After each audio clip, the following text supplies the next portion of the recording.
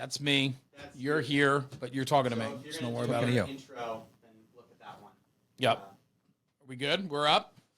Ian the Wizard of Oz over here behind the curtain. That's it. He's behind the curtain. He's in charge. He's the guy that pulls all the strings back there. You know, usually I'm a solo show here. You know what I mean? Yeah. These guys help me. Don't get me wrong. But today, I mean, special guest behind the camera. Yeah, this is playing really, with the buttons. Really important. It is important. Buttons are important. Glenn Corbett, this is long overdue. We've been friends for a very long time. We have been. You tried to burn your church down. We did. And I took care of that for you. We did. But you have been in all seriousness, I appreciate our friendship. Yeah. You know, we'll go months without talking, and then all of a sudden a quick text or phone call, and you're like, did you hear about this? Right. You know about this? We catch up, and I enjoy that. But there are several guys that I look up to in the fire service, and you are one of them. And this is the only compliment you're going to get today. I don't expect any more. But my reason being is you are an absolute historian and have an incredible passion for the history and culture and traditions of the American Fire Service. And even before we got into the studio here to record, we were just talking, and you're like, see that book? Grab that book. And we start, and I love everything about that because that's what fuels me. And I think people don't even know half the stories they should know about their own departments, let alone stories that have shaped the fire service. Right, exactly. And it's wild. It is, and that's why, you know, we a lot of us have tried to, including you, have tried to really emphasize the mission of the fire service, the traditions, and the history. They all go together. It's the glue that holds us together. And, you know, we're always obviously having new people coming in all the time and stuff. And a lot of people are not coming as they traditionally did, like you did and I did, from family members, fathers who were in the fire department. A lot of new people don't have that background, so they don't know the ins and outs of what's going on. So that's why it's important. So when we did the Fire Engineering's Firefighter 1 and 2 Handbook, which is the training manual, I, you know, as the editor of the book, I basically insisted that we start with exactly that mission of the fire service. And of course, who else are we going to talk to than Rick Lasky from Texas, from Louisville? So Rick and I had taught together on classes. He did the again, the traditions, his whole pride and ownership concept. I did the history part of it. It was pretty funny. I should tell you the story. So many, many years ago at FDIC, when he and I first started doing this, he says, "Okay, we're gonna go off the cuff with this." I said, right before we went out, we had about 300 or 400 guys in the room. It was a big room session, and I said, before we go, I said, "Hey," I said, you're gonna go out there as you're the training chief, and all these guys in the audience are new recruits, okay? You're going to treat them that way, and that's how we played it. And it was some poor guy who was out there on his phone doing something while Rick is talking, and I point over and go, I think you need to talk to him. Get him. So this guy in the audience here, he goes, put that effing phone down right now. I said, you're here because you're part of the fire service. You need to learn this stuff. So anyway, and then it was just a fun thing. Yeah. And so part of that was his speech on There's the Door. That's what we did. That's the first year we did it. And I said, look, we got to recreate this. So we did that for the handbook, the famous There's the Door speech. And it's basically encouraging, you know, young people, hey, you got to engage with this. You got to know your history of your department. You got to know general fire history and, you know, appreciate the culture that's involved. This is, as Rick would say, this is not like a bunch of tow truck drivers and stuff getting together. This is much different. Yep. And so that for me, that's really important, and that's why we put it in the handbook and did that whole thing. Well, I think it's a very smart way to introduce the fire service. When you're talking about Fire 1 and Fire 2, these are our youngest, most impressionable people coming in the door. And I think to be able to put forth a level of expectation, especially today with the younger generation who wants direction and guidance and understanding of what we expect of them, to start with chapter 1, which is pride and ownership, which is you have to own this and be a part of this to be successful at it, I think just makes sense. Yeah, it does. And I think, you know, we follow the military's sort of, you know, the organization, the military has a very similar comparison to us basically in the fire service. And there's a lot of, again, history, of course, with the military as well. And that it's really important for the young people to get that. This is not a job working at Walmart or something like that. This is something very much different. So in any case, that's been important to me for a long time. Sure. We do different little events and stuff from time to time, to sort of encourage that through Fire Engineering's website and stuff like that. So it's a great to talk about it here with you, and I even came prepared today. So I was going to ask you. You said, "Give me the fireballs," and we walked into the studio. So this is legacy. This is legacy equipment here, right?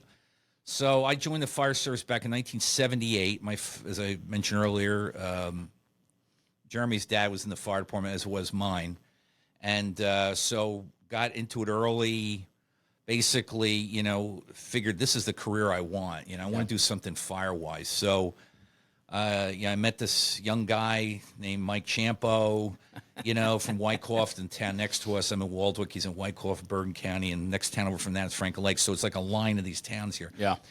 And I remember meeting Mike at the firehouse with his dad and my dad, and talking about, hey, I'm going to this school in New York City, and Mike says, oh, that's pretty cool. And so Mike and I end up going to John Jay College together. We drive in together. Talk about history. We actually were on our way in. Back in those days, we had classes and the same class was in the morning and at night by the same professor. So guys, because back then they didn't have 24s in New York City. They were working 10 and 14s. And stuff like that. So what was it, like mid-80s, early 80s? 70s, late 70s, early 80s. Right. Yeah. So we were driving together. I remember we're going down Route 17 on the way to the Parker ride, which I still use to this day. And we come to a grinding halt. There's some big freaking accident, and we're stuck in a place you can't get off. I mean, and we sat there for a few hours. Pack a lunch. So we thought, you know what?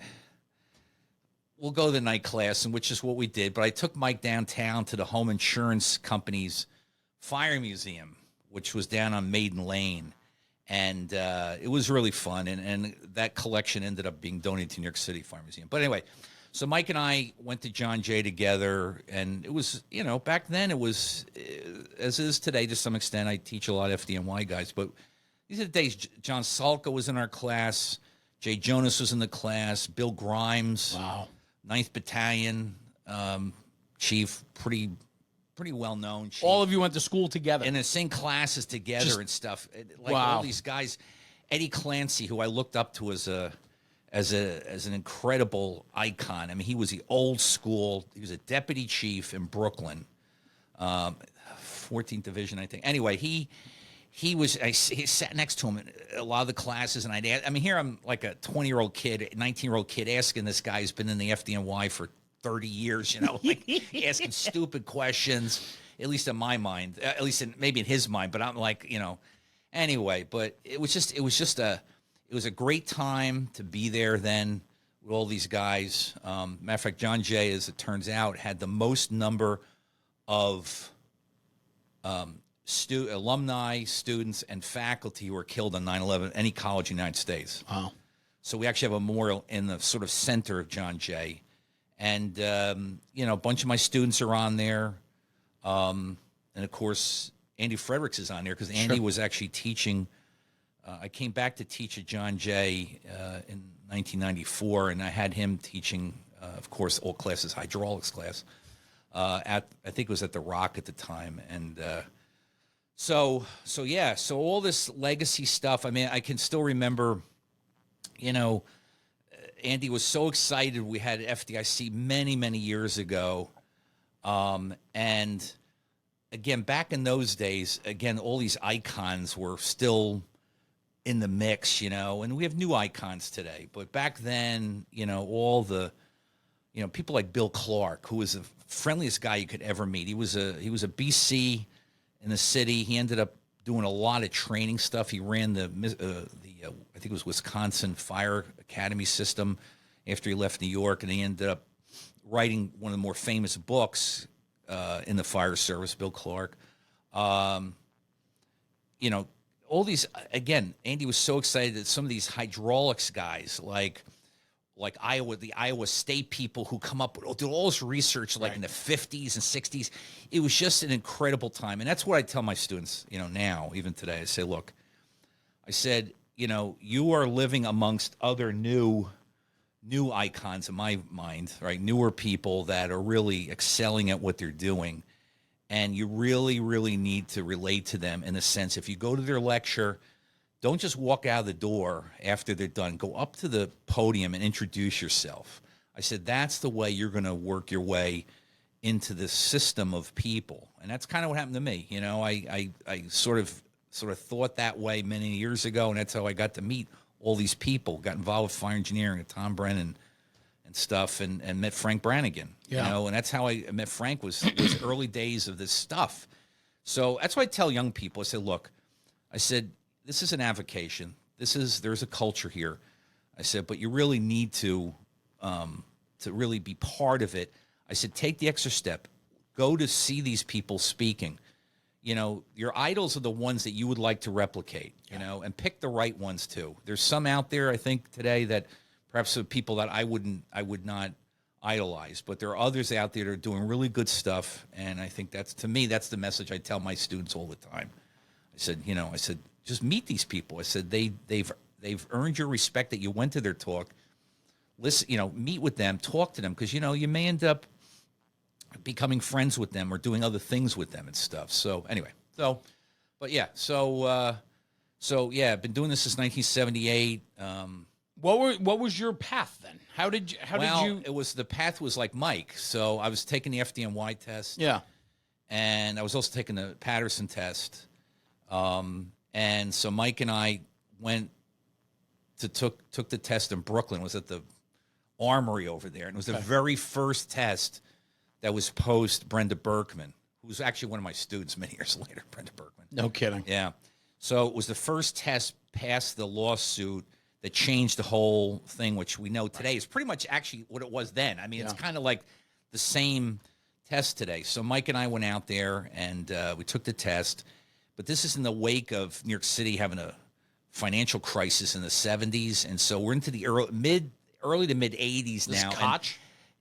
Koch was mayor. We're trying to, they're slowly rebuilding the fire department. As a matter of fact, when I ended up working in Texas, one of the guys I worked with in Austin in the building department was a guy that got laid off as a truckie in Brooklyn. No way. And he left the city and never went back again. Wow. So it was like they laid a lot of guys off. So we were in the group that was, again, the first test post Brenda Berkman's changes, and like when they're starting to build their resources up, financial. So the city was devastated. I mean, right through the war years, it was. They had no money. Crime-ridden, dirty, financially crazy. In the toilet. Right. So Mike and I did it, and it turned out, and I didn't realize this until relatively recently, that the list that Mike and I are on, he was like 2,000 or 1,500 ahead of me on the list. But he was like the last group that came off that list. And in the meantime, we're taking it. He ends up going to Washington, D.C. Right. I ended up going to Texas. So I worked for the Austin Fire Department for a couple of years. I didn't know that. Yeah. And then I moved to San Antonio. So I was doing code stuff because I figured I'm finishing John Jay. I'm taking these tests. I took the New York City one. I was taking the Patterson one. We were under consent decree back then. So that had a whole bunch of implications of what was going on. And so I said, let me continue. So I went to graduate school up in Massachusetts. So I went to Worcester Polytech, got my fire protection engineering master's degree, and ended up moving to Austin.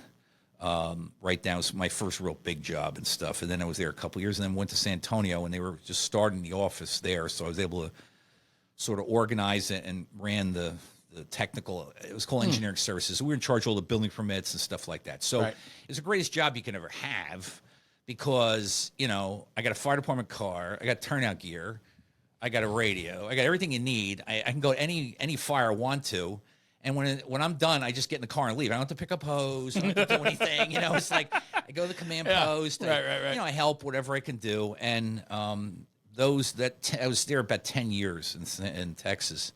And it was a launching pad for a lot of other things because in those jobs, I was able to do just about everything when Yeah. it came to code stuff. And that's kind of the world that I ended up in ultimately, is because, you know, even though I was starting off wanting to be a fireman in either, again, New York City or in Patterson, that didn't pan out. You know, the New York City one, you know, I took the next test and it just, you know, I wasn't high enough on the list and stuff. So, and I took the Patterson test, and that was a whole different animal because Is that before state civil service and all that? well, it was still state civil service, but the thing is, the Justice Department came in and said, we're going to watch every one of your tests. And they redid the tests to sort of follow what New York had did. And again, this is the early 80s now. So we took the test. It was a three-part test in Trenton. We had to go down to Trenton to take it.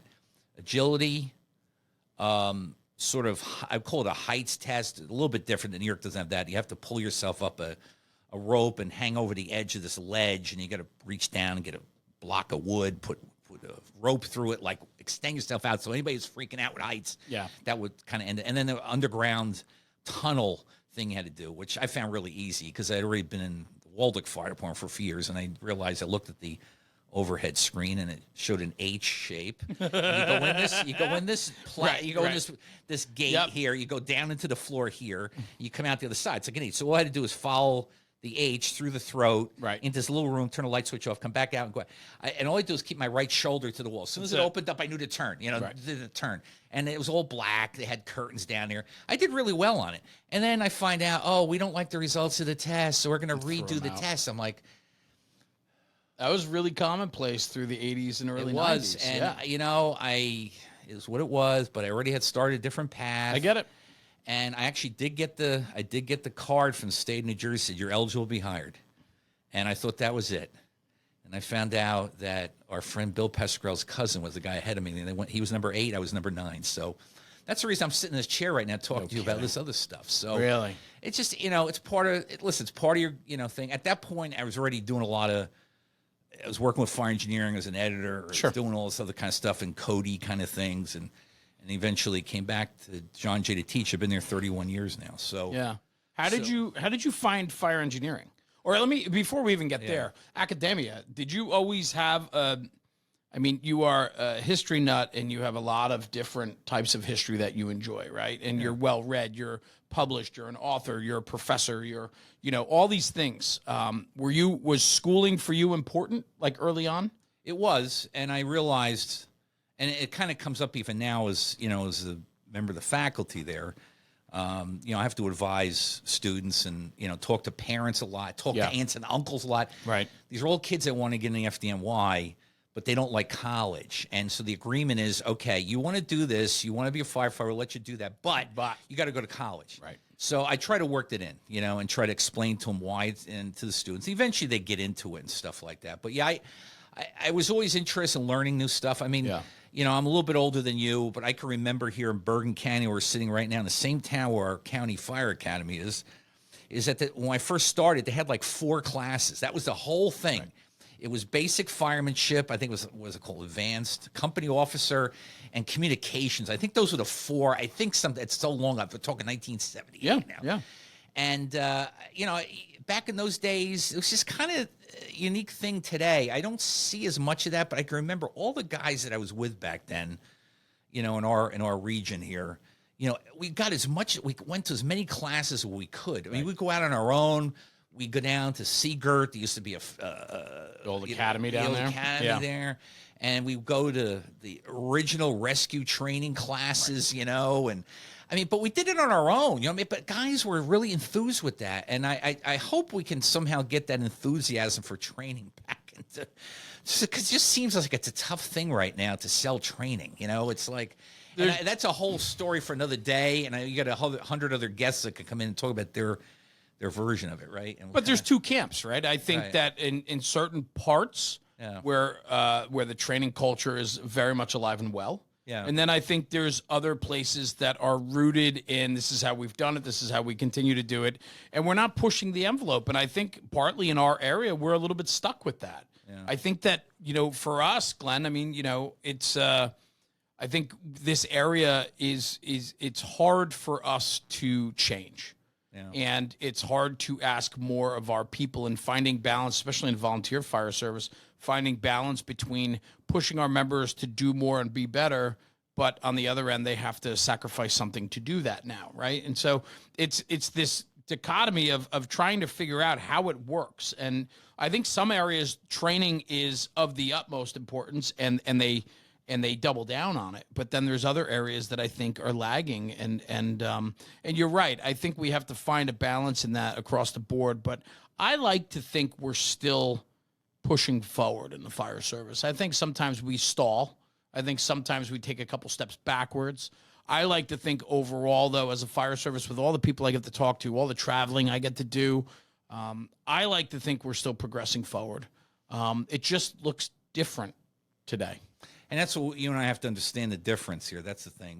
We are progressing. Yeah. We're doing a lot of good things. That's why I'm wearing the fireball gloves Yeah, legacy. right now. So this is a legacy piece of equipment that every guy in the fire service had in the 70s and into the 80s, right? And so I agree with you. We have to figure a really good way to connect with the young people, you know, the way they want to be presented with information, Sure, and training and things like that. So yeah, it's you know, and that's one thing again, from my own perspective, have been doing this for a while, to see how things have changed over the years, you know, and you know how we're doing different things now that we didn't do before. We're making progress in a lot of areas with firefighting, right? In terms of protocols, you know, equipment, training, what have you. I mean, in my world, though, too, I live a lot in the building construction world, right? And so that's where I don't see a lot of progress. So that's why I'm always fighting. I have a brand new, by the way, moniker now for myself. You know, it's like I've been, you know, it's one good thing about being a tenured college professor. Yeah. I can say pretty much anything I want to, as long as don't murder someone. Can't cross a couple lines, right? There's a very, certain lines. You know, but I have to say, John Jay's been really good about that because, you know, again, you know, I'll put my 2 cents in. You know, we're fortunate John Jay's are on 59th Street and 10th Avenue, so right around the corner from CBS, CNN. Right. Is now, well, now they're down at the new development, Hudson Yards now. But we do get a lot of media contact, and it's an opportunity to sort of tell people, like, you know, what it is. Because in the city, there's only 3 groups they can go to. They go to the fire department, they go to the union, or they go to us. It's like, that's it. And hopefully they think of us as more an objective kind of thing. But again, my college work allows me to do things, you know, and go in effect on the attack on a lot of stuff. So Yes. I've been attacking wood frame, multiple dwellings for a long time now. And it started with Frank Brannigan. I mean, I can remember going in the 80s down to Fairfax County, somewhere down that way. Me with Frank was Frank and Glenn against the wood people, okay? It was like, and at the end of the day, you know what happened? We're like, okay, neither one of us are going away. Right. And we're not going to back off. Because we kept arguing, look, you're putting these things up, these lightweight, we call them toothpick towers.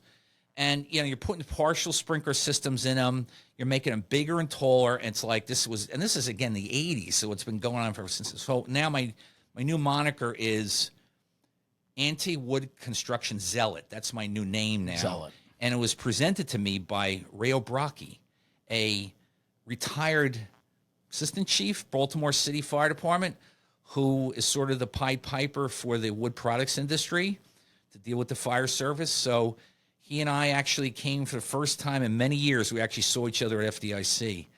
And we put our arms around each other. We said, I love so that. we could still be gentlemen. That's right. But I told him, as he knows, I said, you know, I'm still going to be in the attack, man. I said, right. every time one of these things burns down, I'm going to point out what the deficencies are. And, you know, it's an issue for us. You know, doubt. it's an issue for us. And so We've had it right here, right? We've had it right here. Yeah. We've had it right here. I mean, all you need is a chucklehead with a torch. You can take down 250 units and like yeah, that. like that. Yep. Oh, the firewalls worked really well there, didn't they, Jeremy? Yeah, on the There were ground. 4 of them. Yeah. There were four firewalls that are supposed to be the backstop of Yeah. any fire. Right. The fire laughed at those firewalls. Said, "You're not going to hold me back." No. That's the problem. That's the world that I live in. Right. It's a lonely world. There's not a lot of people in it, but we're trying. You know, there's a little bit of momentum to trying to get the fire service more involved in building construction, particularly the way they're built, and have a say in that. And say, look, we can't deal with it this way. I wish, if the insurance industry is listening right now, I got to wake them up from the Rip Van Winkle sleep here and remind them how important insurance industry was to us over many years, over 100 years to us. Before this program we started today, I talked about the Baltimore fire. Yeah. 04. That's where we get ISO from, the rating schedule, okay? Love it. Starts with that fire, okay?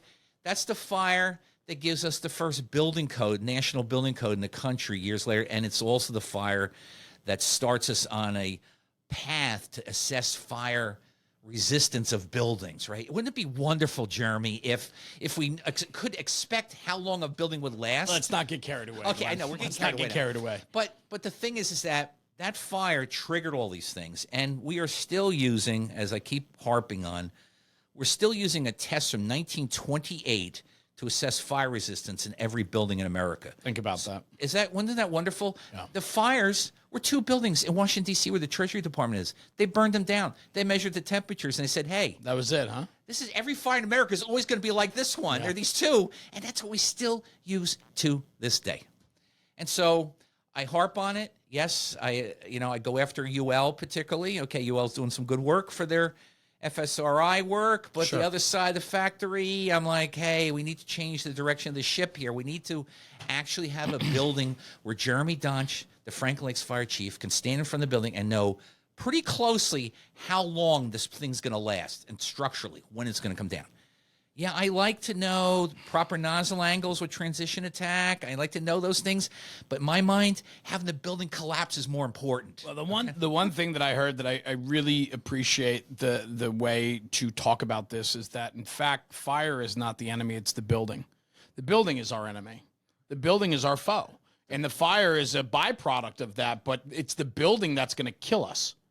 And that's what Frank Brannigan said. Right. And know I your love enemy, the building is your enemy. and I love that take on it because so often we focus on the fire. Yes. We don't focus on the construction and building. And I think that when you think about it in that regard, it paints a different picture.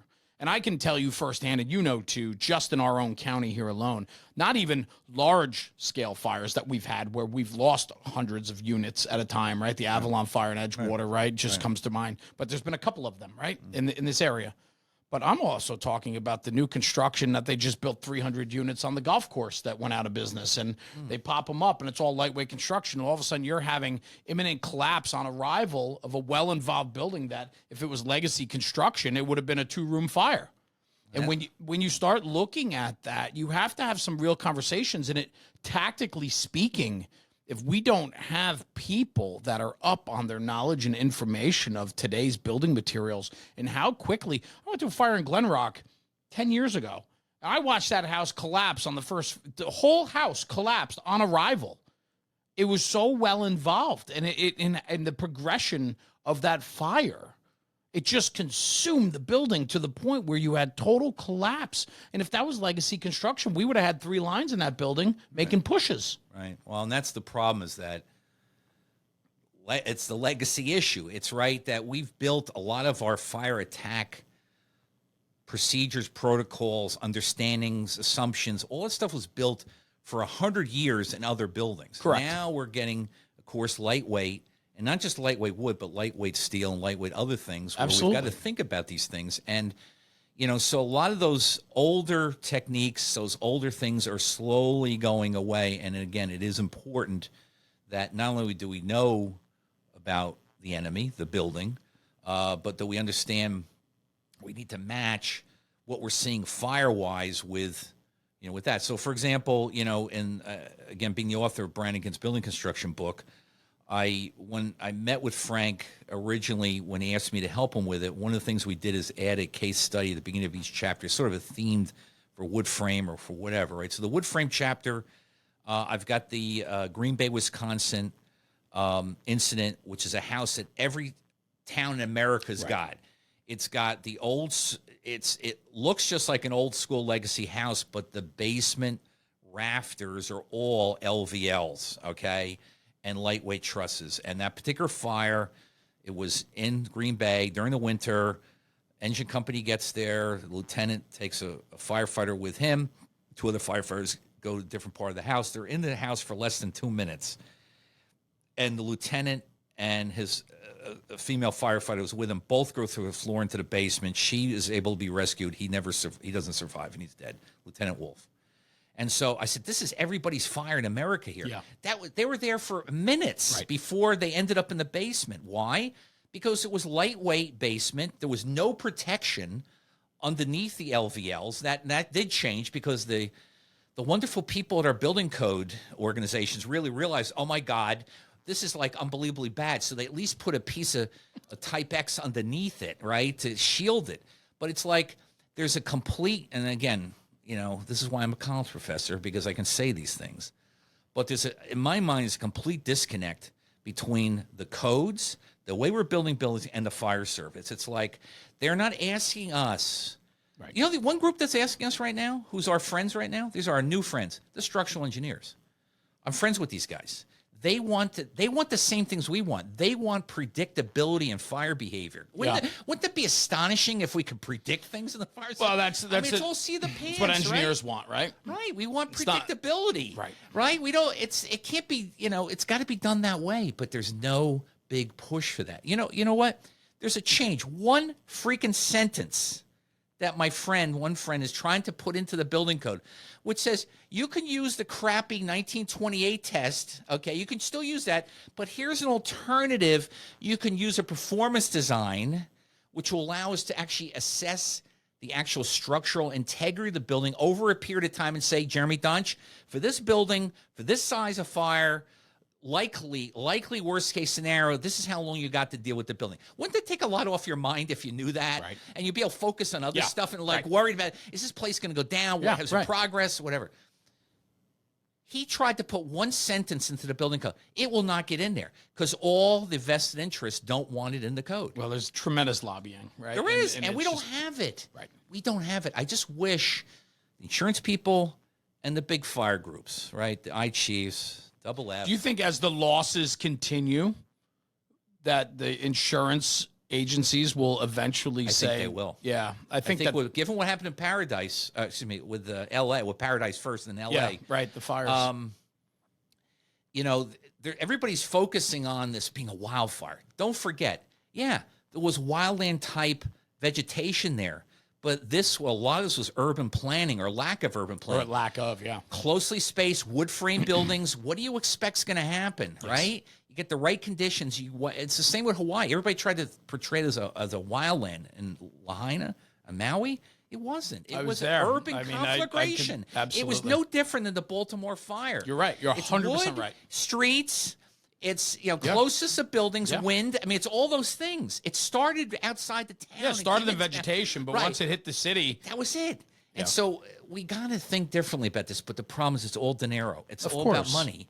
And so we don't. And the fire service again will do this. So that's my job, is to highlight these problems. And when one happens, like in our area around New York City, if one happens.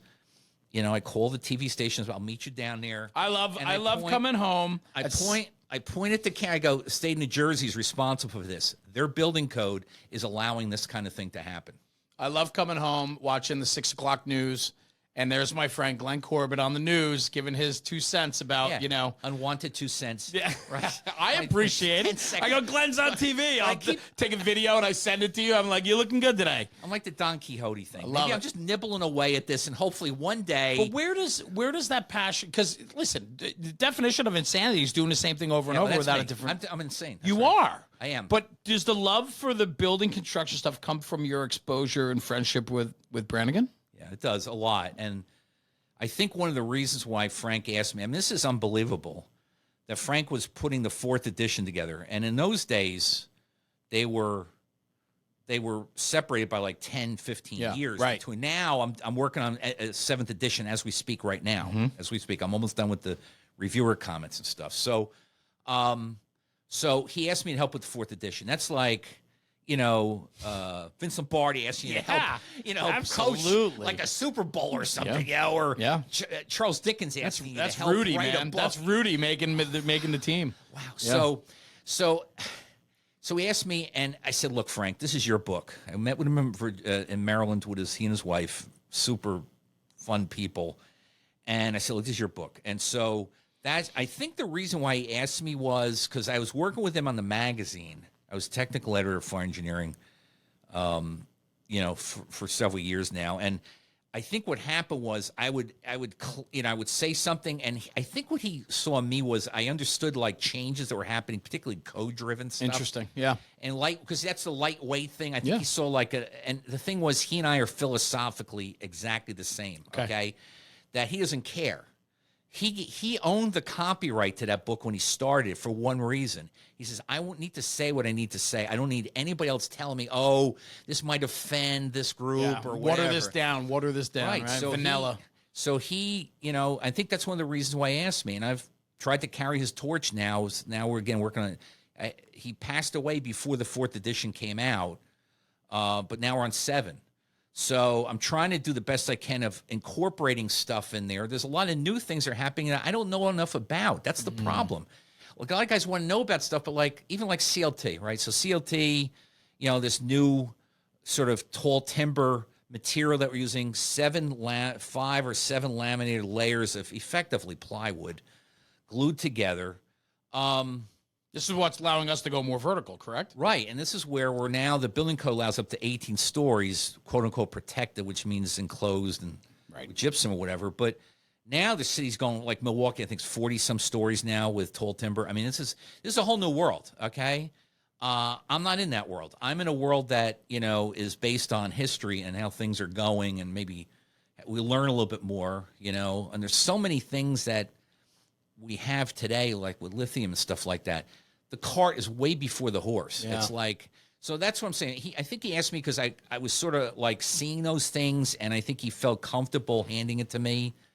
And I said, look, Frank, it's your book, and then unfortunately, when he passed away, I told the publisher, which is the NFPA at the time, I said, look, we need to change it to Brannigan's Building Construction for Fire Service.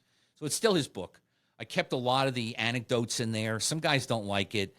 I'm trying to have a balance between the new stuff and some of his Branniganisms and stuff, because there's a flavor to that, and I appreciate that. So, and I think most people like that. It's, and so You're also protecting the legacy of what he's done. He did, and it's funny because one of my adjuncts, by a guy by the name of John Best. John was an assistant. He retired as assistant chief in Maryland, fire marshal from Montgomery County, Maryland. Frank Brannigan taught at Montgomery County Community College. John Best was one of his first classes, in the 70s. Okay, that's cool. So he's now, John is working with me now. Yeah. John, some people may know him. He went on to work. He retired from Montgomery County, went to Florida, became the chief, of the Reedy Creek Fire Department. Yeah, he was a chief of Walt Disney World. Okay, so he had his own. That was the guy I wanted. I wanted him teaching at John Jay. Walt Disney World doesn't have fires. Okay, and look, I'm older now. I realize every kid that comes on the fire department, they want to go to more fires, not less, right? Big ones, not small ones. I mean, they want, but at some point, I think most firefighters realize that, hey, maybe this isn't such a good thing, having people's houses burnt down. Right. Yeah. And but you still want to be part of it, and that's kind of the legacy. So, but I wanted him teaching, John Best teaching class, because I thought, what? Maybe some of that rub off, like in the city particularly, of a little bit more aggressiveness. Yeah. New York City, the place where up until 2008, their fire code still talked about flammable oils being transported in wagon and barrels. Okay. No way. Really? 2008. That's awesome. It's awesome. I love it. Because it fuels guys like you, right? It's your typical bureaucracy, red tape, silliness that, laws are on the books that, right. The attorney for the fire department, I'm arguing with the guy, the city councilman, I go, do you understand this is a freaking Model T, okay? You can't repair it anymore. Buy a new car. Get the IFC. Right. Even on the, I've got my issues with the codes currently, but it's a lot better. It's modernized, And so again, it's it is a lonely world here. So, but again, in a college professor, that's kind of our job, is to try to be as objective as possible, offer opinions on things, hear it out, do all those kind of things. And I do it in the classroom. That's, what's important is I ask my students, I go, tell me about this. What's the deal with this? Yeah. Why should it be this way? And, you know, I feel good now. 31 years now. I got guys that are deputy chiefs now or students like weren't even in the fire department then. It's really cool. So it is nice to see maybe some of my crazy thoughts will find their way into different places, you know, and stuff. So. Well, I mean that you found your path went different than Mike, right? Yeah. And but your impact is the same. Yeah. You know, and he and I together again with and fire that's what I engineering. love that. So, you know, he,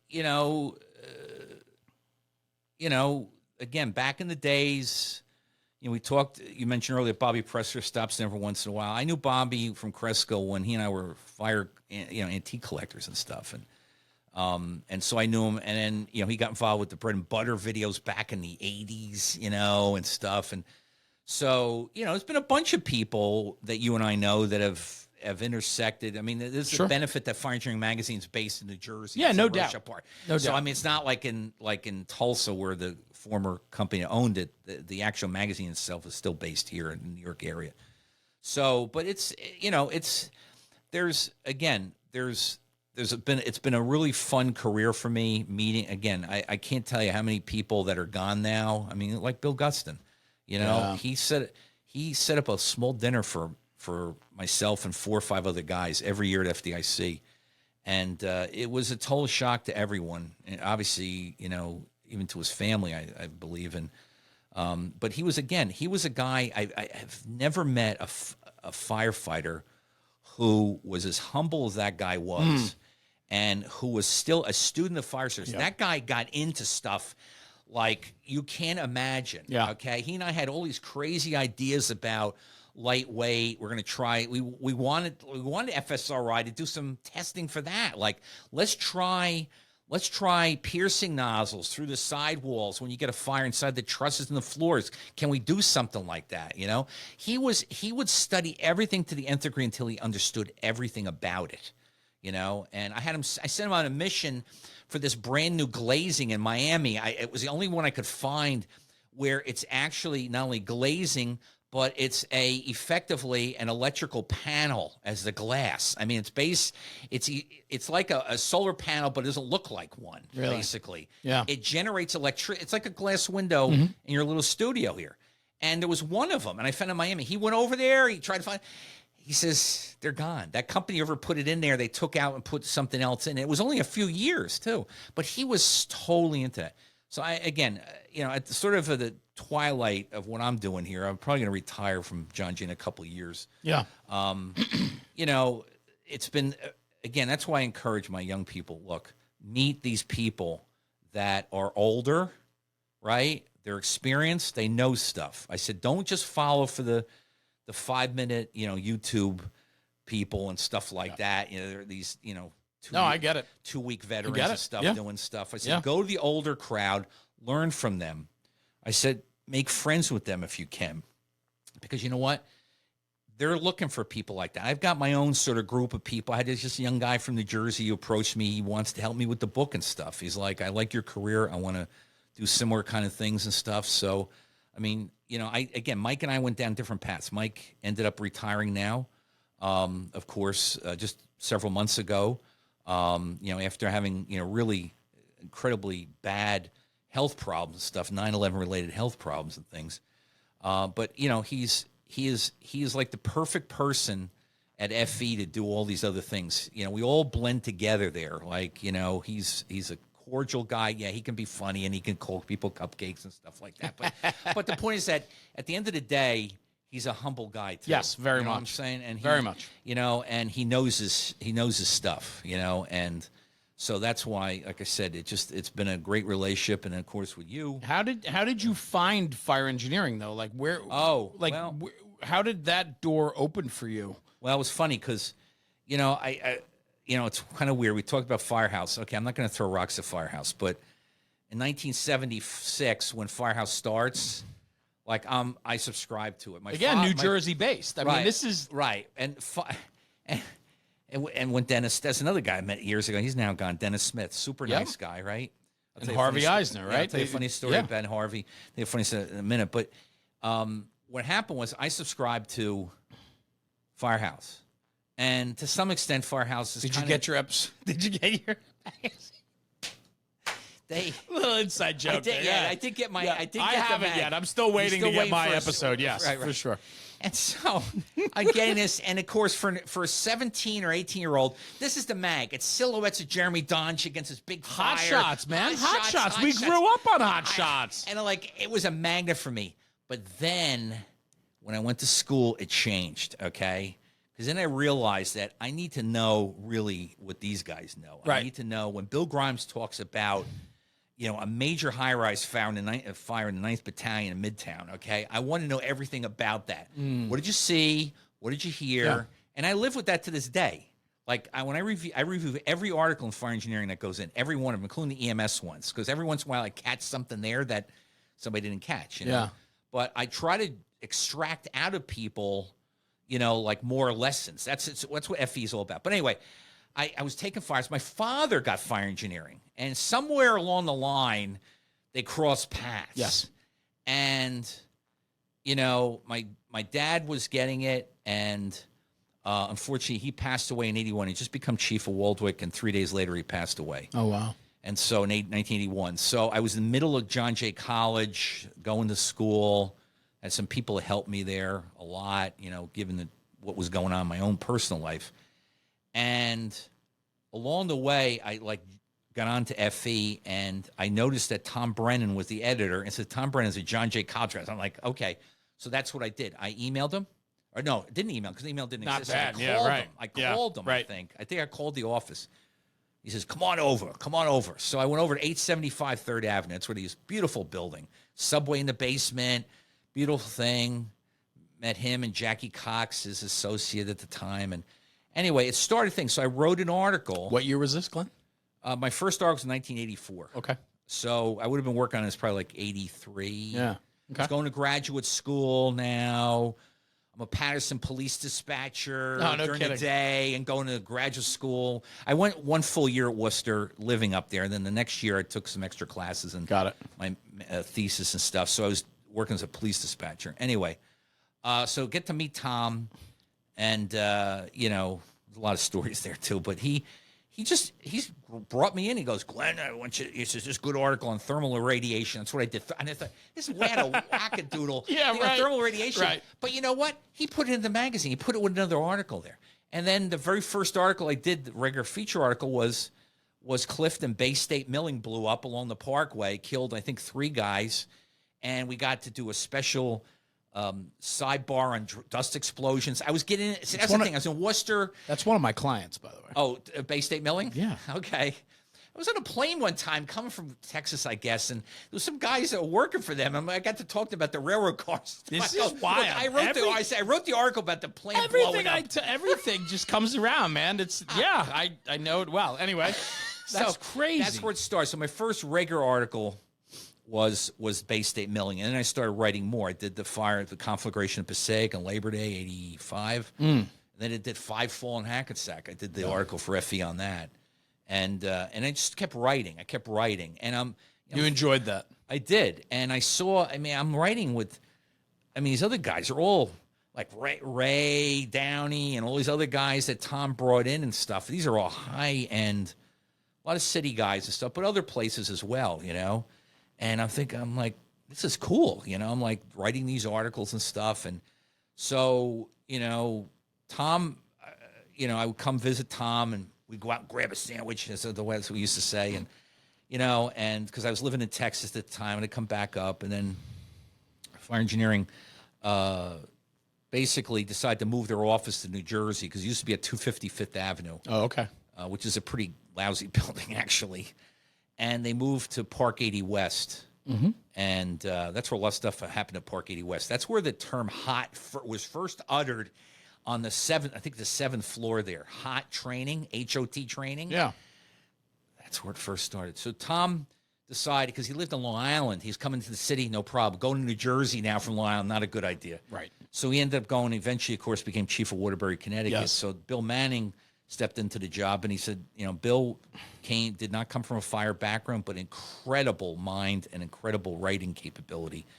He wrote all those editorials, a lot of those famous editorials, How White Is Your Helmet? That was about Chief Comer and Patterson, okay? the Anointed Seven, which is the group that was opposing Pascrell's bill back then. I mean, can you imagine that? The IFF, they're all against this bill.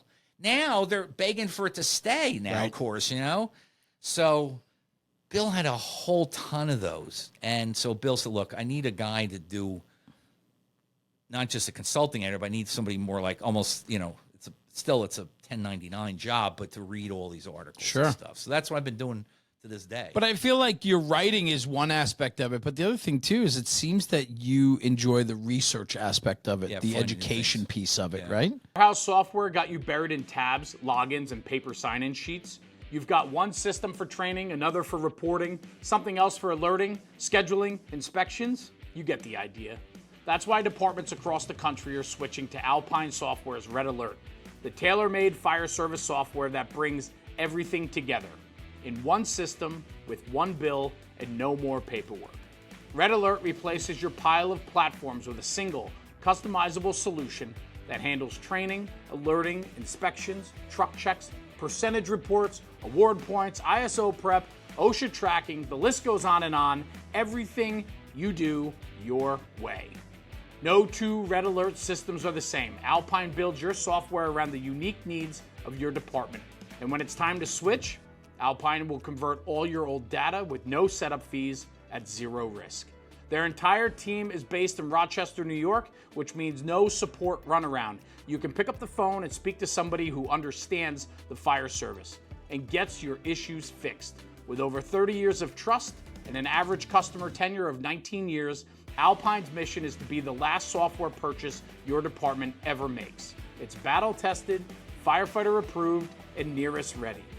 So if you're ready to save time, reduce costs, and finally get control of your operations, visit alpinesoftware.com for a completely free consultation. That's alpinesoftware.com. Red Alert by Alpine Software. Built for the job, backed by firefighters. Find new stuff. That's why, like with the firefighter handbook, I went back. I told, when we did this book, I said, this is a brand new book. It did not exist for fire engineering. I said, we're going to break the mold on this thing. I said, do not follow any old criteria which you think is not good. Yeah. If you got something better, Hill and Hell from Mike, okay? Hill and Hell leg locks, because when you and I went, maybe you did too, we did the old traditional leg lock. I'm 6'4". It's hard to get my legs through that with a 3/4 boot too back in the day. Sure. So Mike comes up with Hill and Hell. I told every one of the authors, do not take anything that doesn't make sense anymore. Hydraulic ventilation. Who the hell decide you have to put the nozzle outside the window, right? First, before you get over there, and then back into the room, right? Come on. So you see my point here. Yeah, It's like we did a lot of that. And so the research was really important. I dig down as far as I can to find out where things started. So when we did the Fire Streams chapter, I go, we're going back to Lloyd Lehman to understand a tiny paragraph or two to understand how we got from fog nozzles and the fog streams with outside attacks, all that kind of stuff, up to where we are today. So Jay Camella from Oakland, California, did the chapter. I said, we're gonna stick with this. I said, I don't care, you add whatever new things you want, but I said we have to have a little bit of background here, because some people are going off in different directions in the other books of like this, where no, it didn't come from there. And the best thing is fire engineering we go back to 1877, so we got it all there. It's all digital now. So if we're looking for something, we're gonna find it, So anyway, that was fun. Did that. We ended up, like I said, for whatever reason, I think I'd moved back at this point. I guess I was living back in New Jersey and teaching at John Jay. And I remember when Henry Deneen, was the publisher of Fire Engineering, walked in Bill's office. He goes, we just bought FDIC. I'm like, whoa. Whoa. Yeah, right? And we're like saying, wow, what does that mean now? Okay. And those early days. When was that? Was early 90s? Mid 90s. So Mid-90s. like 94, 95. Okay. I have to look back. But Yeah. But I could tell you some crazy stuff that we thought about, which we didn't do, because back then FDIC had only just moved to India. It had been Cincinnati, and before that was in Memphis. And it had a different approach in Memphis. You went there, all senior people in the fire service went there. They did a demo. We had bleachers outside. They do some crazy thing. One big event for everybody. Right, and they have dinner served by the Memphis Fire Department in the big hall. Wow. The firemen would serve. Then it went to Cincinnati, started to change, but they still had the big main program event. Bill and I had this concept that we're going to do, back then, the RCA Dome. We're going to have like this massive hazmat incident inside the dome with railroad cars and stuff like that. I mean, this is the crazy stuff we talk about. How cool this could have been, all right? Yeah. So we were thinking along those lines. But we did, though. We go, because this is a time where bread and butter was just starting. Bill Gustin was doing car fires for us. Bobby Presser was doing his stuff. Tom Brennan had done his Through the Lock and all the forcible entry ones. They were all coming out about the same time when VCR was really big, right? We're doing the training then. Right. Before there was what was the TV program? Not Hot, Heat, American Heat. Before Heat. that existed even, right? Yeah, American So we're doing Heat. these tapes and stuff. So when Henry came in and Bill and I are talking about like, okay, what are we gonna do? Why don't we take these bread and butter things and put them at the show? Let the students actually do stuff. And that's, I swear to God, that's where the word hot came up. We're going to call it hands-on training, hot training. Smart. And we should have freaking trademarked it back then, but we didn't do it. So now it's everybody uses it now, but that's where it started. All that concept of letting guys be more participatory in actually doing stuff, which is now what we're doing, FDIC. We're doing more of that now. Yeah. So now you got the regular, we'll call them older hot classes, those ones. And we got the hot workshops, which is sometimes like Paul Dance back and I are going to probably do another walk around indie thing, maybe with fewer buildings this year or next year, I should say. But now we got like Ray McCormick's doing stuff out in the yard, right? So there's more yard stuff. Yeah, it's like hybrid stuff, right? So right. So that's the point. But that started at Park 80 West in Saddlebrook, New Jersey. That's cool. In that office, because they had never done anything like that. Right. They were all slideshows and presentations, which were fine because that's what they could do. But that's where that whole concept. So you think about all the training that goes on now, like not the training at the academies, but like roving training guys doing Dragon Eddy with elevators or whatever, right? That kind of started back then because it didn't really exist. I mean, there were guys that gave lectures back then. Like you could hire a former fire chief from somewhere to come and give a lecture, but that but it was never really hands-on. So that's where it all started. Yeah. So again, I'm so happy that I sort of have a foot like in you're at the ground level, man. Ancient era of all these guys that I looked up to. You know, you got Leo Stapleton on the wall there. I mean, incredibly friendly guy. You know, he was. I swear to God, I've known a lot of World War II era chiefs. They all were cut from the same mold. I swear to you. I can't remember the guy's name, the New Orleans chief. They all looked and acted the same. They're all from World War II. Right. And my big, beside my father and stuff, of course, was my big mentor was Bill Comer in Patterson. And super great guy. Was in the movie Lean on Me about East Side High School. It's not him, of course, it's a guy playing him. And Chief Comer's wife told me that can you imagine this, that he never swore around her for the entire marriage. I mean, that's kind of says something, right? But he was a World War II vet who understood the value of command and leadership, I'll tell you. And, I was speaking out of class here a little bit, but I have one story about him I think you guys would appreciate. Yeah. So anticipating going on the Patterson Fire Department, Chief Comer said, look, why don't you come on as an auxiliary? So I was in Engine 9 on South Side. They did the CDs at the time, Civil Defense, right? Yeah. And I tell you, I learned a hell of a lot there. I mean, I learned a lot. Everywhere I went, I sucked up as much as I could. And I could tell you, Patterson's an old town. It's a lot of wood frame, 2 feet apart from each other. It's congested. It's all those kind of things. It's a fire town. It's a fire town. And so I went to a bunch of calls over the years, and it was pre-NFPA, 1,500 days. Okay, so it was a lot of there was things that were done back then. We were riding the back step, and it's just how it was done. How it was done back then. It's just how it was done. But I was able to do those things. And I remember it was one day I was in the firehouse. Maybe it was a weekend, I don't remember. But anyway, call comes in, and it's 3 blocks away on Getty Ave, so it's only right near there, right? And it's an acting captain, and I think it was an acting captain. I think we had a full complement, so I would have been the 5th guy, right? So maybe it was the 4th. I don't remember. But anyway, we roll the building, and I look over, and there's a column of smoke going up, okay? And we roll down there, and of course, we're first due. It's 3 blocks away. And we go past the building, and as we're going past, I can see is an Elgin Pelican sweeper on fire, or it's in the beak, okay, or whatever. Right. What do you call that? I don't know. The Yeah, gull street, or whatever, right, that street part. sweeper, right? Street Like, sweeper. yeah. And it's burning in there, right? And the smoke pouring out of the building and stuff. We go past it, and the captain gets off booster. Okay, now a lot of young guys, even the older guys, some of the older guys don't know what the booster is, but They're coming back, Glenn. they are coming back. They are See, coming now, back. You're the expert in this. Now they're coming coming back. Sure. But the booster in those days, of course, was a solid rubber 3/4-inch hose. Yep.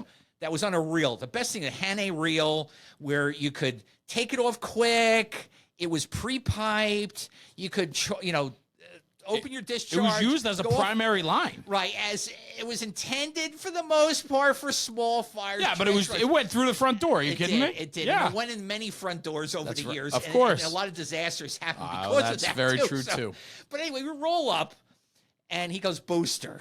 So in we go with the booster. Okay, we don't grab a line off the hydrant. Right. We're tank sitting there off water a tank on the water. on a 3/4-inch line. All the other companies start showing up, the truck and the other 3 engines start showing up, and the battalion chief, and then Chief Comer shows up, and maybe he knows I'm there. I don't know, but anyway, he shows up. He's a tour commander now. Okay. Yeah. He looks at the engine, goes, "Where's the captain of engine 9?" He put me in engine 9 because the rigger captain there was one of the best in the department. Okay, Tom Capo. That's why I was there. He eventually became a battalion chief. And he put me there because he trusted Tom Capo. He would take care of Glenn Corbett and would show him things. Yeah. And not only that, but I learned a lot. I learned everything about knots from Leo Saya. Was it Leo Saya? Not Leo. Andy Saya. Anyway, the captain of Engine 7, which was a 65-foot Pitman snorkel. All right. So anyway, we pull up. The chief says, "Where's the captain of Engine 9? Well, it's his acting captain now. "Chief, I'm over here." He walks up. He goes, points at me. He goes, doesn't swear though. He says, "If you have smoke showing out of any building, you lay a line." He made that captain take the 3.5-inch hose back in those days himself off the back of the engine, Hand stretch. go to the hydrant, hook it up to the hydrant. Oh, my okay, gosh. didn't charge it. Said, "Okay, disconnect it and repack it yourself." There were 15 or 20 guys that are standing around that, okay, seeing that. I guarantee you no one ever would make that mistake again, okay? Wow. Now, was that harsh? In today's world, there'd be a grievance and everything else, okay? It would be like, right. You're torturing me, You're bullying me or never get whatever, away with right? it. But back then, everybody learned a lesson because, like, this is what happened. He knew this from history. It's like the booster could be the line to disaster because you go in thinking it's a small fire and it's not. Right. And meanwhile, you have a laid line. That's another thing I learned in Patterson, too. A lot of dead-end streets. Okay, a lot of dead-end streets, narrow dead-end streets. A lot of them along what's now Route 19 there. Right. And I remember the captain, the other Engine 7, he goes, "Glenn," he says, "we get any call in there, I mean, it's a medical, it's something different. Any fire call that goes in there, we lay a line irregardless of what's going on. Because once we're in there, we're never getting out again." That was the point. Yeah. So they knew that stuff. They were professionals, They really understood what they needed to do. So I've tried to absorb all that in my life, and sort of, carve out my little piece of this whole big fire service puzzle along with you. And what your listeners don't know is that you and I were the leaders of a local mutual aid group here for several years. And You talked me into it for sure. I did. And he regretted that day ever since. But yeah, we actually have what's called Northwest Bergen Mutual Aid Association, where we're sitting right now. 15 towns, basically 19, 17 departments, whatever it is. Northwest Bergen, so the opposite corner from the GW Bridge, all the way down the west side of the county from Mahwah to Fairlawn. And one of the oldest mutual aid groups, certainly in the state of New Jersey, one of the oldest perhaps in the country. I mean, there's older ones out there. Yeah. But we had a well-oiled machine going there for a while. And, and it just shows you how, something like that really paid off dividends for guys, again, that are long gone now, but understood the value of coordinated responses and putting cards together with adjoining towns and stuff.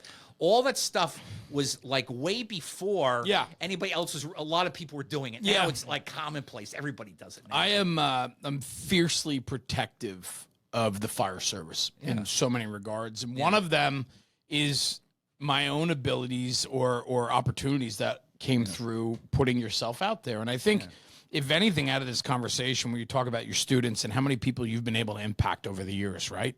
And when you think about that and you talk about having an open mind and getting involved and having conversations and doubling down on people that you can spend time with, right? That's why I cherish our friendship. I opened this episode with you and I talking about that a little bit. And I learned so many things about you. I always learn things from you when we sit down, and I'm incredibly grateful for that. So when you asked me to step up and get involved, you know, I was never going to be able to say no to you, for sure. And that's right when National Fire Radio started. Except for one thing, I said, Here we go. I said, I need a fire report. I don't need the whole fire department coming to my church. Glenn, okay, I so can't it's Christmas control Eve. it. I'll I set can't the stage control here. it. I'm going to set the stage here. This is good. It's Christmas Eve, like 15 years ago. Okay, and I'm in church in his town. His house is right across the street, Right down the road. right down the road, and I walk into the church late with my mom, and I get this blast of like heat when I go in, and it's basically hundreds and hundreds of tea candles on the shelf along our windows, Like up top, like 12 feet up. I mean, you up- couldn't just get to No, them. you couldn't just. You need to sort of get a ladder Right. up there. So, and they're all burning, and it was during. I guess it was during the Iraq War or whatever it was, and the minister at the time thought it would be a nice memorial thing for, for whatever, and it was Christmas Eve. And I was in there for like 5 minutes, and people are looking at me because they know I'm a Right. fire Yeah, guy. like Now, does Glenn Corbett step up and stop the entire service to say, hey, this is not a good idea, Yeah. right?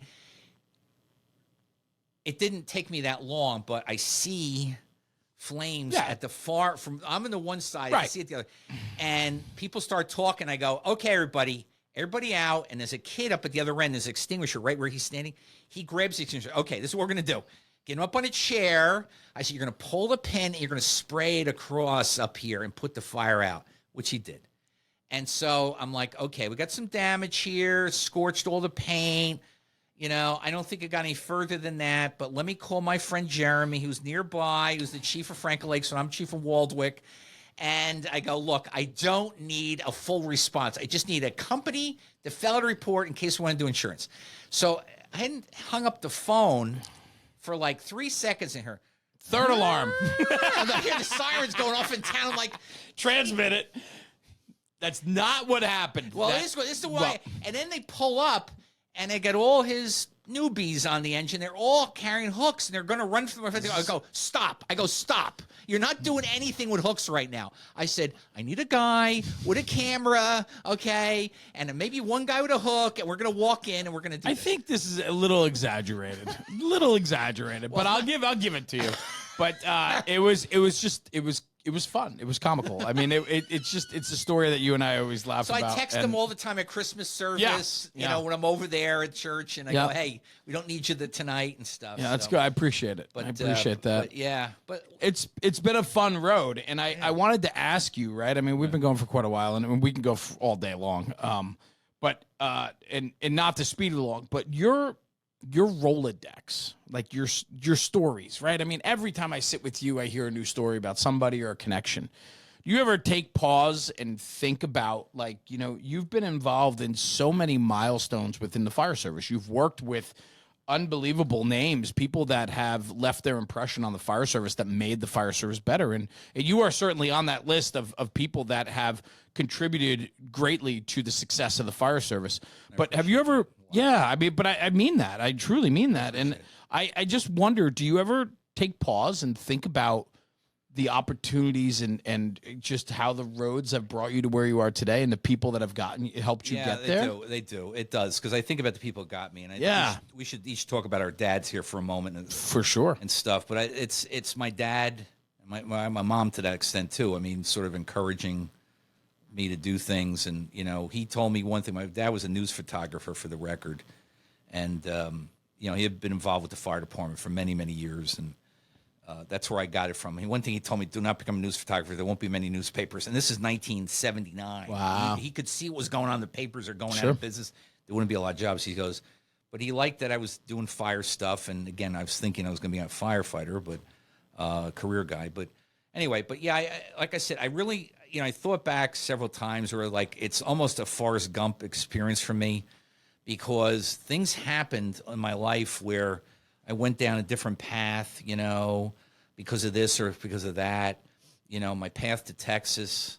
You know, again, I worked on every single conceivable kind of building from, from a small apartment building all the way up to the Alamo Dome and 3 amusement parks. I mean, it's like, I never would have had the opportunity had I not gone there, and it was because I was able to again, career path-wise with the college, my own college experience and things like that. So I do, and believe me, I really appreciate it. All these people I've met, a lot of them, and one thing I do, and this is another thing I would suggest to my students, look, if you get a guy like Peterson who wrote that book on the Baltimore fire, get an autographed copy.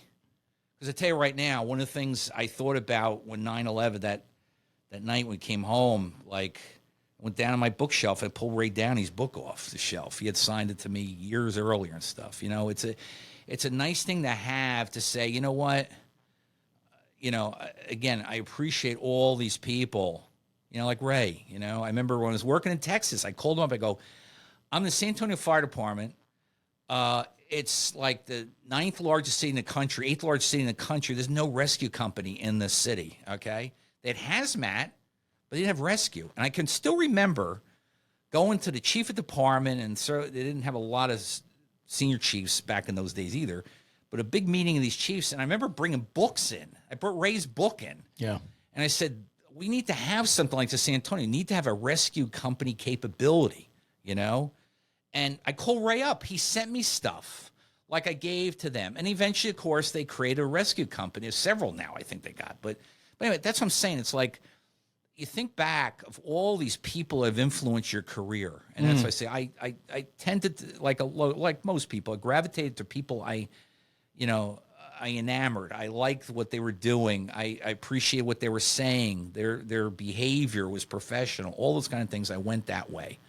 But again, it all started with my dad. I don't think if he hadn't been involved, I probably wouldn't have done it. I don't know what would have done, but your dad and my dad, basically sort of from the same era, basically, and both involved in fire departments, 2 towns apart from each other, and you and I both, again, the same thing could be said of you too. I imagine if your father had nothing to do with the fire department, right, you may have nothing to do with that. Correct. You know what I'm saying? So Right. it is a family thing to a great extent.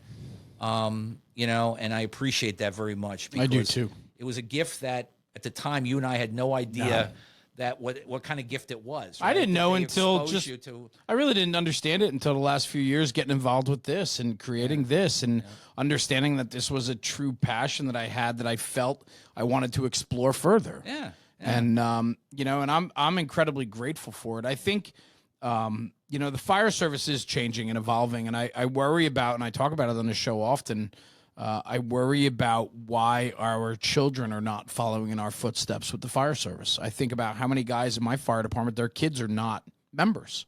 Yeah. And for us growing up, it was like the firehouse was the center of our world, and it was like just kind of understood we would become part of it, right? It was you probably went like I did. There would be social events and stuff. Where Of course. you were the kid, Of course, group right. with the adults, Absolutely. and that's where you got your first sort of immersion into it, and stuff. Yeah, and I worry about the legacy of this job, and that we always talk about the fire service is family. Fire is family. Firehouse is our home, right? Yeah. And I think about that today, but does it have the same meaning or the same look that it once had? And I don't think it does, but I don't think that I don't think that's wrong. It's just different. I think, though, that we need to be fiercely protective of what this thing is. And maybe that's the point about, so for a new person coming into the fire department, doesn't have that family.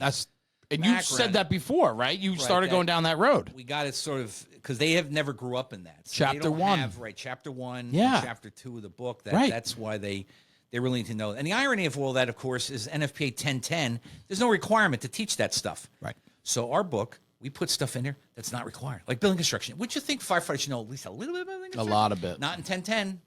So, but anyway, getting back to the parents and stuff, I think, it's something that, I look back how many years my dad's been gone now and stuff, and how he influenced what I did. I mean, I could have done just like anything else. I mean, I like history. Maybe I would end up doing some historical Sure. grouping thing, a museum or something like that. But But yeah, I just, it was just intriguing for me to learn new things, and that's maybe like you talked about before, the research part of it, and try to do whatever. But yeah, and I've made so many friends. I mean, Do you ever think about you like to write, you like to research, you like history? Yeah. You're a part of history. And have you ever thought about writing a memoir or your own book? Or do you keep track of all these stories? And how do you like? Well, how do you put that together? That's a good point, because it came up in something I didn't do, which was a big mistake. So back in the day, John Jay is, again, 59th Street and 10th Avenue, Midtown Manhattan on the west side. And when 9/11 happened, I was actually on my way into school. It was a Tuesday morning. Yeah. I got a building construction class, and I'm going by the Vince Lombardi rest area on the Turnpike, and I see the North Towers burning. It's big. And I could realize this is a big fire. So what's the wheels going in Glenn Corbett's mind? I'm going to go to school. I'm going to grab students. We're going to take the A train down there to watch this. This is historic, right? And never got in there. Couldn't it must get have just across? happened. It must have just happened because I turned the radio. There was nothing on the AM radio back in those days either about it. And then about a minute later, one of the helicopter guys, there's something going on at the World Trade Center. So it must have just happened within a couple minutes, right? So I get on the bus. We're on our way in. In those days, I had a scanner, so I brought it with me. I'm listening to what's going on down there. We get right to the helix of the Lincoln Tunnel and stops. They shut down all traffic. Thank God there's a bus coming out. And so we got on the other bus and went back to the Parker ride, came back to Waldwick. We don't know what we're going to do, because remember back then the thought, we're going to have a task force. So we're going to go, into the city because a lot of the apparatus is tied up. Anyway, the point is that within a week or two, we get a call from the Daily News. This guy Joe Calderon. So Joe Calderon calls us up. He's an investigative reporter. He says, how is high-rise firefighting going to change going forward because of what happened here? Now, this is only like a week or two after it happened. Okay. And we don't know because we don't know what happened. Yeah. I mean, we all know that planes hit the buildings. That's about as much as we know, And so right after that, within a day, I got a voicemail from Sally Reaganhard, who lost her probationary firefighter son, who was across the floor that day. If he hadn't gone across the floor, he'd be alive today. I mean, it's all these kind of fate things. A lot of those stories. Tens of thousands of those. Yeah. Anyway, she says, I want to know what happened too. We don't know where my son is. And of course, at that point, we're still hoping for survivors and stuff. So she and I went on this journey, which we're still on now, with all the building stuff and emergency response stuff. And she was the moral authority.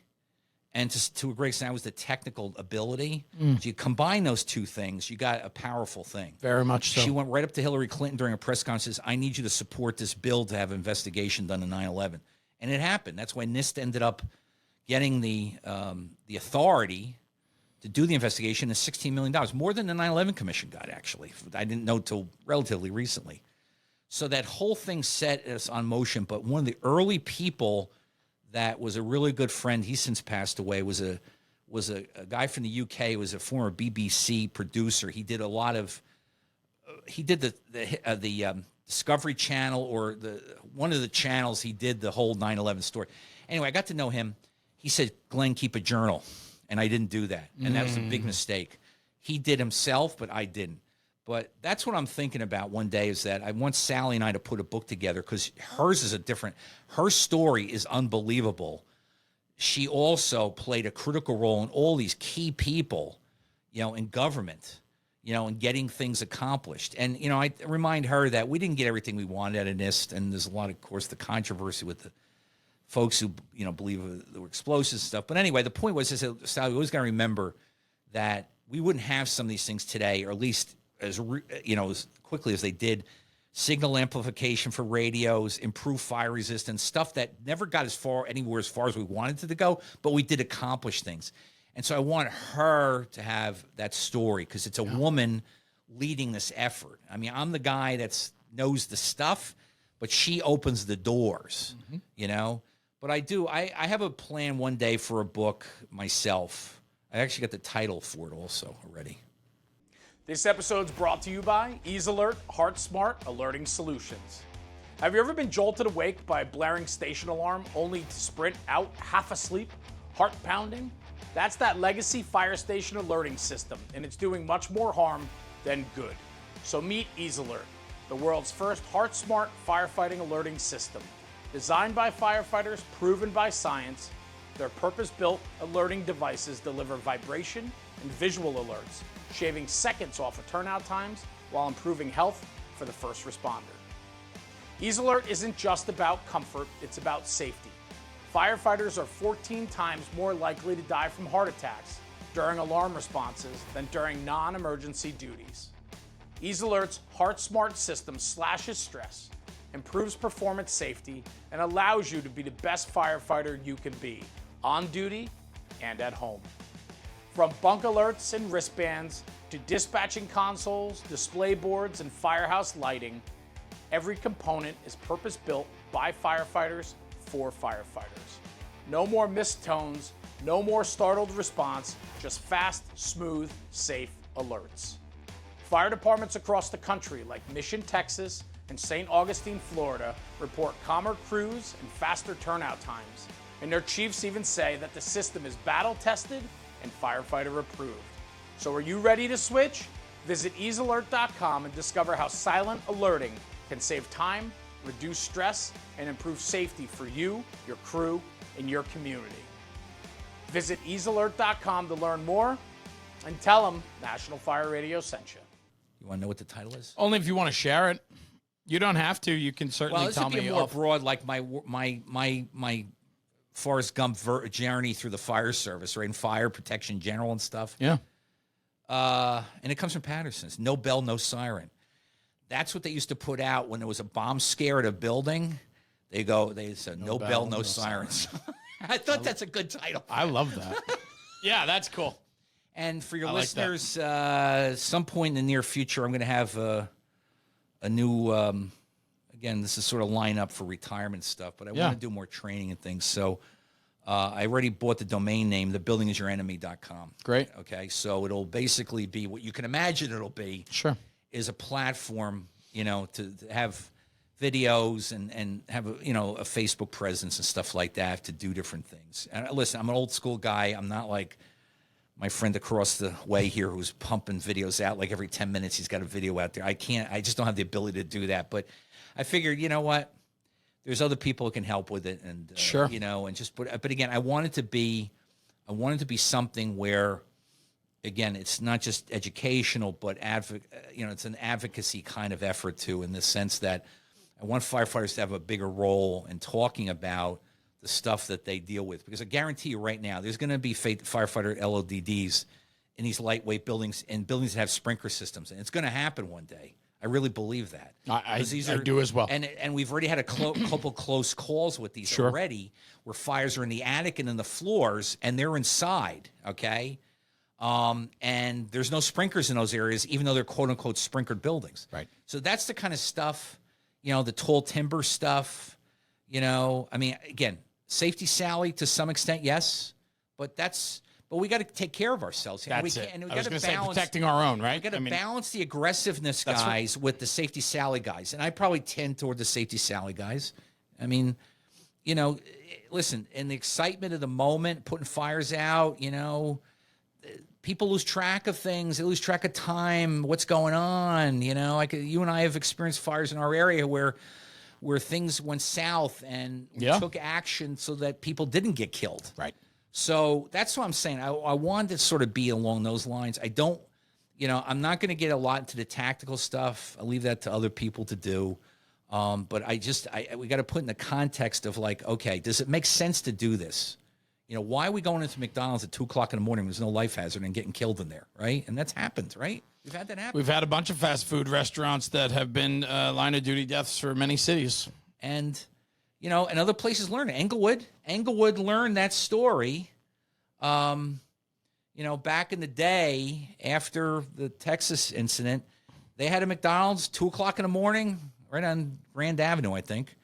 And, it was pretty well involved.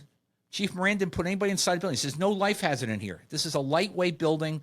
And of course, it collapsed. Of course. And it was a new one in 3 months? Right. So that's the thing, is that I kind of, again, a lot of guys are, you know, again, for the young people, balance your aggressiveness with reality and understanding what you're walking into and what you're getting involved with, okay? Because the building's not going to tell you. It's not going to warn you. It may show you signs of warning, but it's not going to talk to you. Yeah. You got to know that, especially if you're a company officer. That's what's the most important thing. You're responsible for those guys. You're responsible. That's why in the first chapter, Brannigan, I include Worcester cold storage. I drove by that building every day to go to school. Yeah. I know every side of that building. I remember it had a big thing. Every great American city has at least one great college. Worcester has 10 colleges, and that was on the south side of the building. You can't see any of the photos, but that's what was on there. I knew that building. As soon as I heard it on the radio, I knew exactly what was going on there. But the chief, of course, you know, the whole story there, staying in the doorway, right, not letting other guys go in there, because he understood that he was responsible for those guys, and that it would be in vain to try to send somebody into a maze-like environment with cork insulation overlaid with polyurethane and polystyrene, with no windows and no doors, Right. and no ability to understand where the hell you are in the building. He saw that. He stood back, and that's why this stuff is so important. That's why the history is important. You know, I feel, you know, I mean, every guy that he barred from going to that building, in their mind, I'm sure, thought they could rescue those, at least some of those guys. But, you know, of course, we'll never know. But on the other hand, those guys are alive today to tell the story, too. It's a really tough thing. I mean, this is not, you know, we think about, you know, how the public doesn't understand all these kind of decisions. To some extent, same with the police when there's a shooting or something like that. These are splits. In our case, it is sometimes split second, but a lot of times it's a very short period of time. We were making decisions on half-assed information that you don't know what's right. That's what I'm saying. That's what we got to get buildings that help us here. New buildings that help us. Forget about the old ones. We're not going to deal with them. But going forward, for his great-grandchildren here, that's right, great-great-grandchildren that haven't been born yet, to have buildings that at least work with us to tell us what's going on. And that technology is there. Yeah. It's available, yeah, but nobody is available. Anyway, listen, we could go on for a long time, but what funny story or what appropriate story should we end with today? Well, I think, you know, you are, I just want to say this before we transition, right, as we kind of sum it up here. The passion you have for building construction is unbelievable. And you and I have spoken many times off camera throughout our friendship about different aspects and things that you want to do and how you think we can make an impact and education and information and all that. It is unbelievable that when you get going about it, you are you're all in. I mean, you are in, and that definitely comes from your upbringing in the fire service by people that instilled that belief into you that we need to fight for our own. And that's truly what it all is. I mean, it's building construction, but break it down to the simplest form. You're doing it to protect me. You're doing it to protect us. And I hope so. It just doesn't, right? Right, I hope so. That's the ultimate goal, is to provide buildings that we at least have half a chance of coming out of, you know, and stuff. And the problem is that, again, things are still changing very rapidly in the field, you know, in the construction field and stuff. And we're the forgotten about party here. Well, I mean, people don't come up to us. I mean, a few times in my life, I can actually say with this hat. So I'm in San Antonio. I'm reviewing Lazy Boys coming to town. Okay, Lazy Boy recliners. Okay, like we're sitting in right now. Right. They come to town, and we're meeting because a lot of it back then, San Antonio, as it still does today. I mean, it's unbelievable this can happen. They annex square miles of adjacent unincorporated areas. They just keep getting bigger. Yes, and bigger and bigger and bigger. Right. So I remember meeting with Lazy Boy. They had like 5 or 6 stores going in, and I meet with the guy, and he goes, oh, "Okay, what are the requirements, you know, for this building?" And blah blah blah. And we're going through. And then he says to me, when we're done, I go, because that's pretty much it. That's what you got to do as long as you follow this. Or, you know. He said, well, Glenn, you tell me, what extra things should I do to make the building safer? I mean, how often does that happen? I was like, what? I almost fell in my chair. Yeah, right. I just whipped my head back like, what?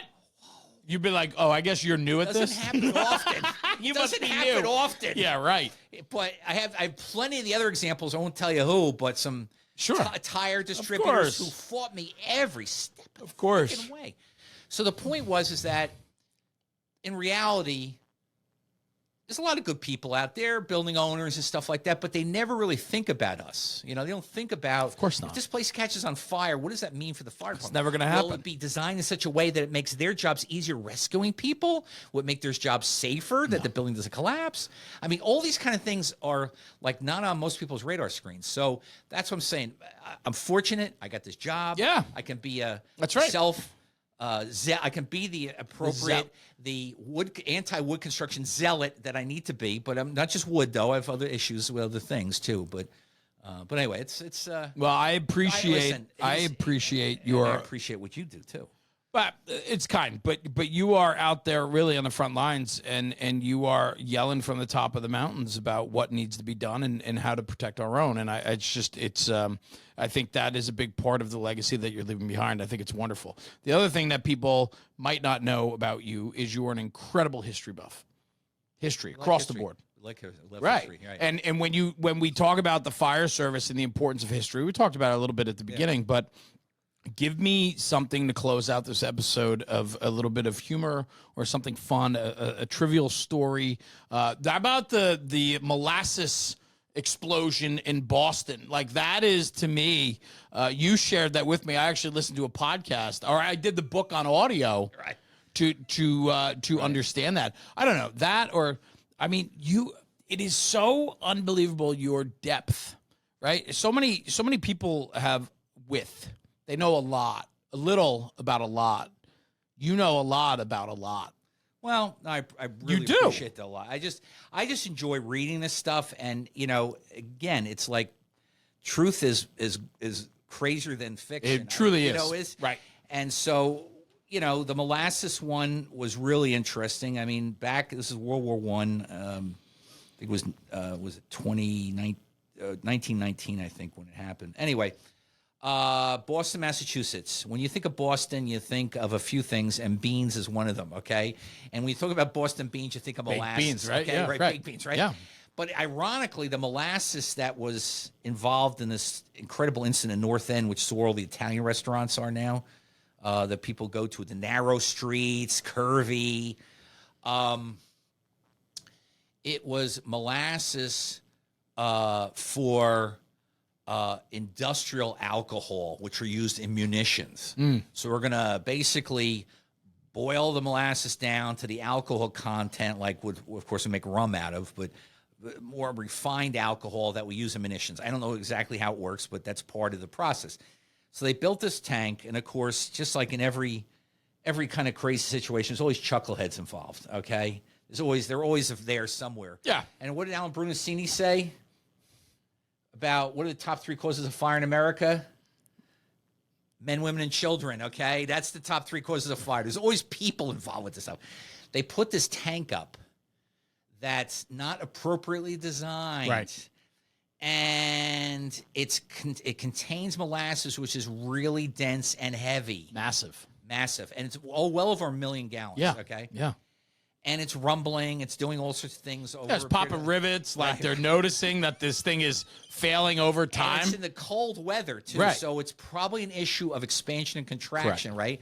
So it's contracting, popping rivets out, and all of a sudden, it opens a seam up, and out it comes flowing into Boston's North End.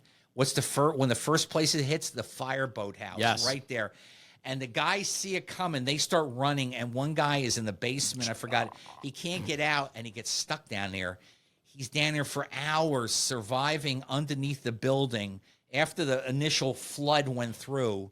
And by the way, it's not So's molasses. They estimated it moved about 20 miles an hour through the streets, going down to where it ended, basically. Jeez. That guy survived through the fireman survived through the whole incident. They finally got him. He died after they got him out. He ended up getting they all got like $150. He got an extra $100, his payment to his widow, because he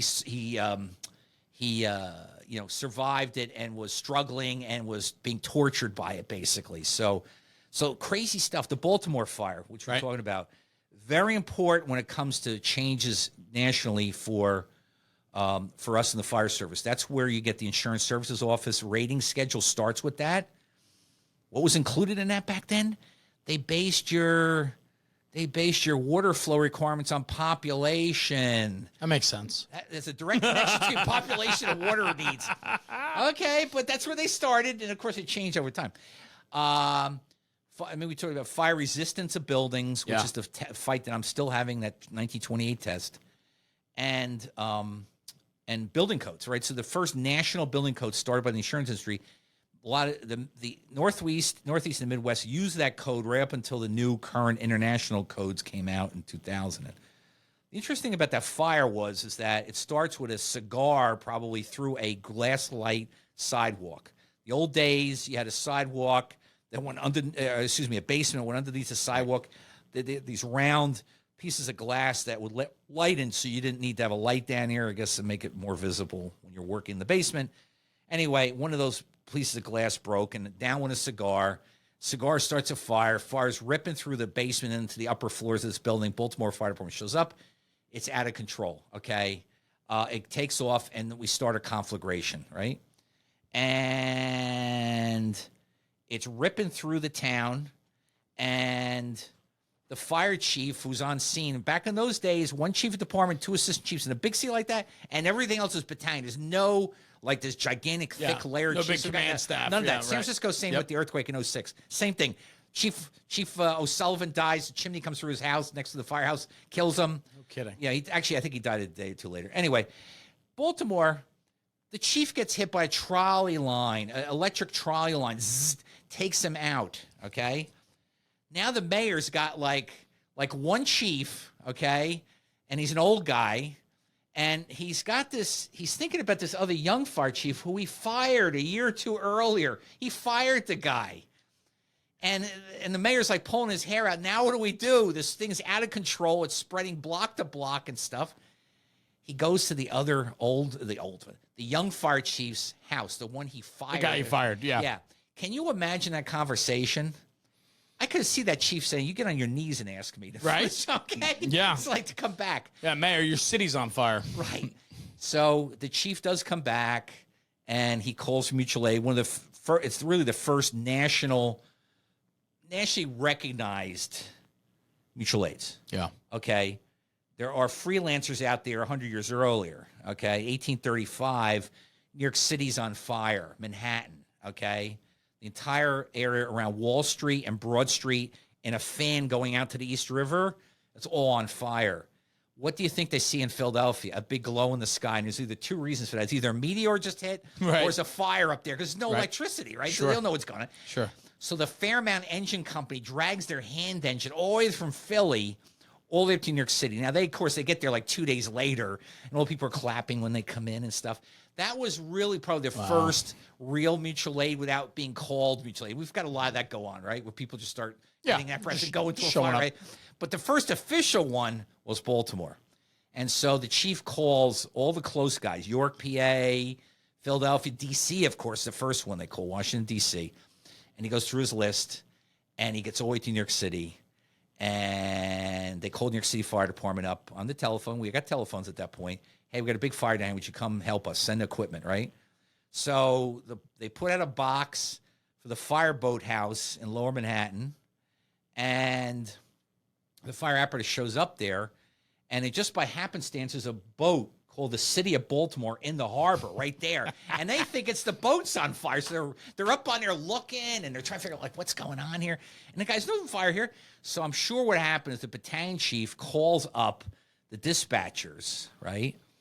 I think at that point, I'm not sure if they moved to Central Park yet, where the dispatch office used to be. Anyway, they call up there, and the guy goes like, "Where's this fire?" And he goes, "Not the boat, Baltimore, the City of Baltimore, as in Maryland." Maryland. So they finally get everything assembled. They only take engines. I don't think they take any ladders. They take a bunch of firemen. They get on the ferry to Jersey City, and it takes them hours to get flat cars to put the steam engines up on and hose and everything else. So off they go on the train, and they go through Philly, and there's cheering going on and everything. And they finally get to Baltimore, and there's even more cheering. Now, the Baltimore Fire Department's been fighting this for over a day now. Yeah, okay? they're just done with about it. dead. Yeah, okay? right. So they're like, "Thank you for coming." And so what happens? They bring their engines off and they start to try to hook up, and none of the hose threads match. That's where There it national is. hose thread comes from. Is that fire? Is that right? Yes. And nobody ever adopted it after that. Whoever hose thread you had, you're stuck with even That's after it. that point. But national hose thread came as a result of fire. So the FDNY brought all this apparatus they couldn't use. None of the hose worked, okay? So they couldn't use anything. Steamer connections don't work. So anyway, they help put the fire out. They get clapped on. There's a famous chief with the big eye patch. He got a big ember in his eye and stuff. They head back to New York. But there's so many stories like that when you dig, you go past Wikipedia, Yeah. and you get deep down into some of this stuff, Yes. and especially digging deeper than what's even out there right now, original accounts and stuff like that, you learn a lot of things. And you can see, in my world, the connection between these historic fires and the changes we've made. You know what I mean? You can look at every piece of a building code and know exactly where it came from, like Iroquois Theater, right? Why we don't allow revolving doors, after the Coconut Grove fire, Iroquois Theater fire, where 602 people dead in 10 minutes. All these big bad fires are dead in 10 minutes. That's a lesson when I teach a class called 25 Historic Fires. I tell the guys, look, if you ever in that situation where you are the first in engine to the Station nightclub in West Warwick, Rhode Island, you see the situation you're in, or you're the first due in 1977 at the Beverly Hills Supper Club, don't mess with laying lines. You're the first engine company at the Hartford Circus fire in July of 44. Yeah, right yeah. now, actually. It's right around now. Yes. Might have been today, maybe. I'm not sure. Anyway, super hot summer. That summer, Luna Park in Coney Island burned to the ground. The Circus fire and Palisades Amusement Park in New Jersey burned down.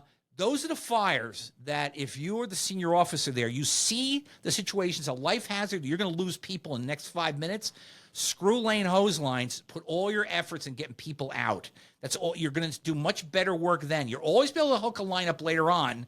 That's fine under 99.9% of the fires.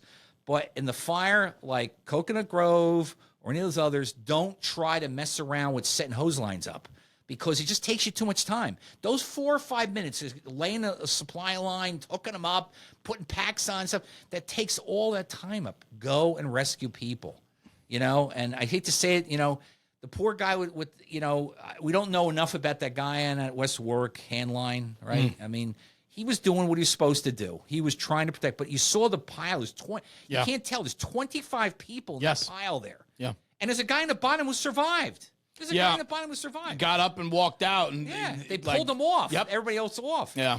And that's a drill we've never done. I've written about it. We've never done a drill on body piles and doorways. How do you get them out? We've been through a few fires myself where we've had larger people in doorways. It's not, we all know that's not the easiest thing to deal with. Friend of mine, Jay Airburn, he's been on the podcast. He was there that night, and how they made a makeshift sling to get bodies out so they could make access in. They couldn't even get in to get people out. I mean, it was unbelievable. But I think that's a great point, right? Is learning from history. How important history truly is. Yeah. We don't learn from it. What's the point of it? Right. And it's changed the way we do things, but it needs to change our procedures and stuff too. Yeah. We need to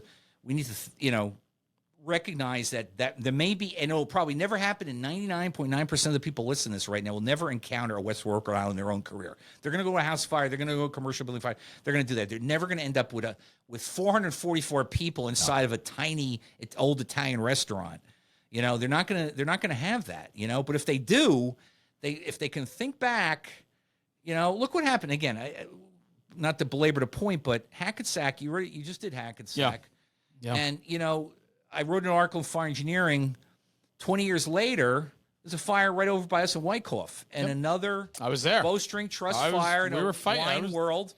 And the thing is that I wrote in the article, I said, Hackensack was hanging over that fire in Wyckoff. Yes. And the guys, and the thing is, they understood it. And the same thing happened that Charlie Zeke, our friend the Cuz from New Jersey Battalion Deputy Chiefs Association, says the same thing about Jersey City, where they had a cold storage building right at the entrance to the Holland Tunnel. And it was, a homeless guy involved with this whole thing. They were in the building, but he told me they thought all the time, they were thinking of Worcester, and every second they're in there, like, this is going to happen again. So that's why history does matter. It matters for us because that's the only way, unfortunately, we learn things. Fire engineering, we do our best to extract lessons out of different fires. Anybody's listening right now, if you want to get published in Fire Engineering Magazine, the quickest way you can do is write me a fire report. We don't get enough of them. If you write me a fire report about any semi-unusual fire, right, or something where you learn some lessons and stuff that you haven't read about before, I guarantee you send us that article, it'll be in the magazine in a couple months because we don't get enough of those. I got a million leadership articles. I got a million of this. Of course. But what I'm saying is that's why guys read it. They read Mike's column in the back. Yes. And they read the fire reports first because those are the ones they go, how about if I was there? Right. Would I have seen the same thing? Would I have learned the same thing? That's what the chief of Memphis did with us on the famous Memphis high-rise fire where the guys, unfortunately, took the elevator up right to the fire floor. They had been there a million times for food on the stove and everything else. They took the elevator directly to the fire floor. They got trapped in the cable lines or in the hallway, came down and trapped them. They didn't have their masks on yet. They had packs on, but they didn't have their masks on yet. And the guys were killed there. And to some extent, the chief wanted out there because he said, look, we had become complacent. We kept going this thing over and over again, and nothing. It was a trash can or toaster or something, and then boom, this is the one time it happens where we don't follow the proper procedure of the elevators, and that can happen anywhere. But that's what I'm saying. That's why FE is so important. That's why, to me, my job is to try to extract like a squeezer out of a lemon, to try to get every drop out that I see it, and I write a decent amount of lessons myself because I can see things that maybe the author didn't consider or whatever, right? And stuff. So anyway, that's my story. Well, that's a long story. I've kept our crew here going for an hour and a half. Yeah, Ian's going to be okay. I think he's got a drink or something over there. Yeah, he's all right. He's allowed to have some water. Okay. That's what we do here. Yeah. So we're very generous. I want to say this. Thank you. Thank you, this has been a long time coming. I could sit with you for hours upon hours. And I put him to sleep like that. Yeah, they were nudging me. That's why the camera wasn't on me the whole time. But no, this guest can get really boring. I get it. Particularly, I try to, that's what we do. When we teach, we try to liven it up a little bit. I mean, teaching code stuff is like watching, grass grow or it's paint awful. dry. It's awful. It's awful. But the intent behind it and what it can do for you is super powerful. Powerful. That's we try to pull it out. And I think the only way you can really get through to people is when you sit for, I don't even know how long we've been going, but how long have we been going, Ian? Hour and 40 minutes, and the guy's sitting here with fireball gloves on the whole time telling the stories. So I think that's how we get. That's the legacy that's part how of we me. get through That's to why it. this is all we wore back then, my friend. I love it. Well, I want to say this, Glenn. Thank you, man. Right, I just I value our friendship, and I want to push you. I really want to challenge you and push you to think back about your legacy and the experiences and the people and the fires and everything that you've been involved with in the fire service. And I think that you have an incredible story to share. And I'd love to see you put that together one day for a guy like me to read and really think back to. The exposure you've had to this job, and I appreciate that. Thank you. Comes out. So thank you for being here. And, I appreciate you. Yeah, we're good. We're good. Doing on the road one here We're good. too. I'll see you on Christmas Eve again. And when Even though it's only through a text, though, probably. Yeah, might be. But anyway, guys, thank you. Thanks for tuning in. Glenn Corbett, a dear friend, technical editor for Fire Engineering Magazine, professor at John Jay University, longtime firefighter, history buff. The list goes on and on. Editor, author, it just keeps going. But more importantly, my friend. And I appreciate that, bro. Thank you very much. Guys, thanks for tuning in for another episode of the National Fire Radio Podcast. Like I say at the end of every single episode, take this conversation, take it back to the firehouse, and talk about it, because when we're talking about the job, we're making the job better. We'll see you at the next one. Jeremy, National Fire Radio.